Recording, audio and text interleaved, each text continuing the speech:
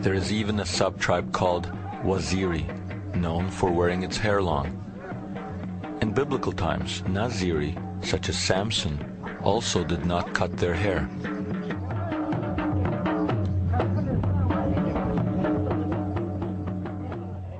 So you have Reuben, Gad,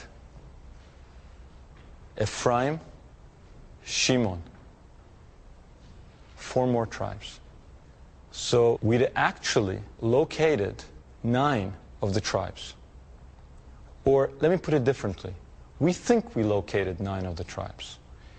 If we haven't located 9 of the tribes, then it's a very strange coincidence going on that you have all these people with biblical names, with biblical practices, with an Israelite memory, exactly where they should be according to the biblical map. If someone can come up with another explanation, I'm open to it. But I couldn't understand it.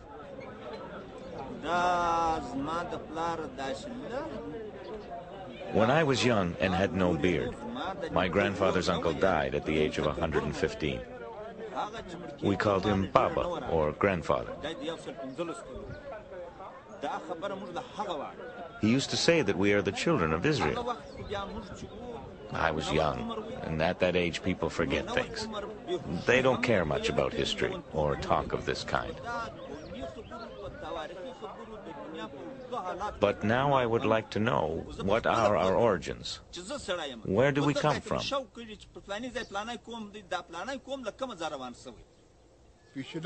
Our grandfathers always told us that we are from the Bani Israel, the children of Israel.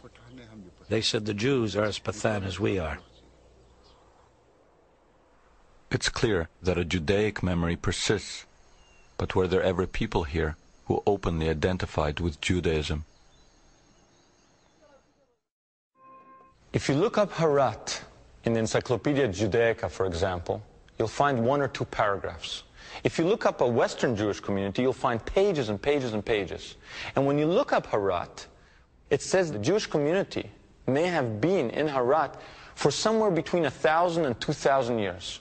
They're talking about a community that lived somewhere for at least 1,000 years, and there's a paragraph or 2 on them. What does this tell us? It tells us that they're lost to our consciousness, that they've fallen off the Western radar screen.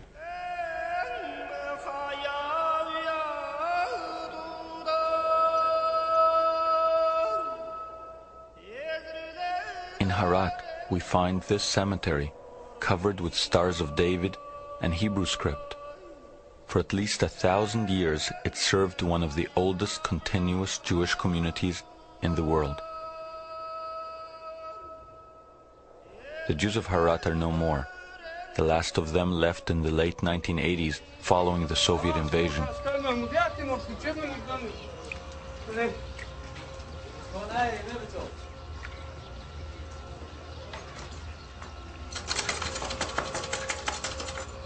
The country is now torn by civil war, and yet a Pathan tribesman agrees to take us to one of the old synagogues.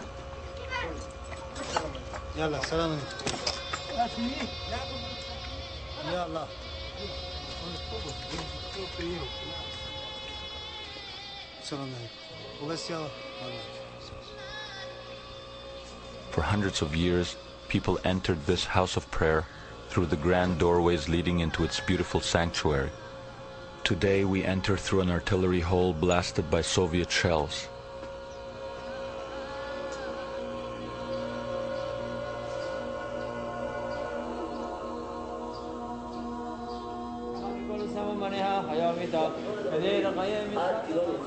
There is now a tiny community of Afghani Jews in Israel.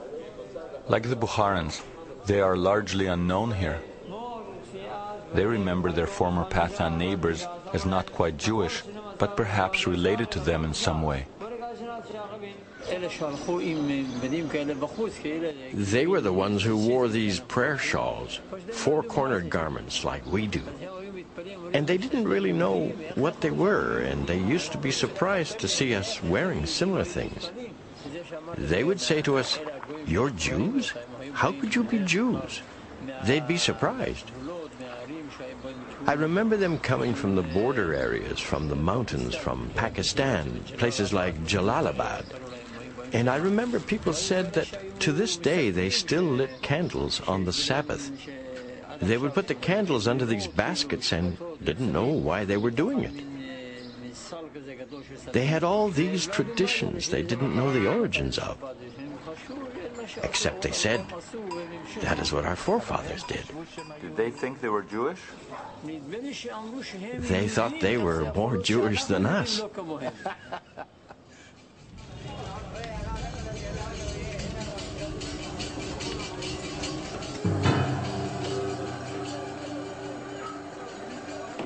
The prophets say that equal numbers of Israelites and Judeans will herald the Messiah. Interestingly, the number of Pathans and Jews in the world is virtually identical. The prophecy also foretells that it is Menashe and Ephraim that will take the lead in the return.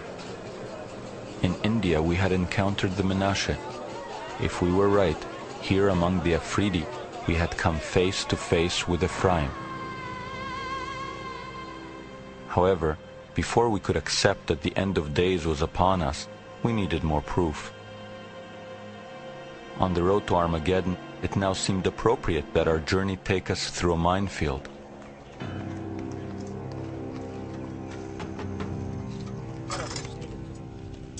We needed harder evidence that the Pathans were of the lost tribes, so we went to the Afghani city of Kandahar, where in the 1950s a stone covered in ancient script was discovered. During the Soviet invasion, this stone was buried under rubble and surrounded by mines. Here, red dots mark undetonated mines, which we skirted to get to the site.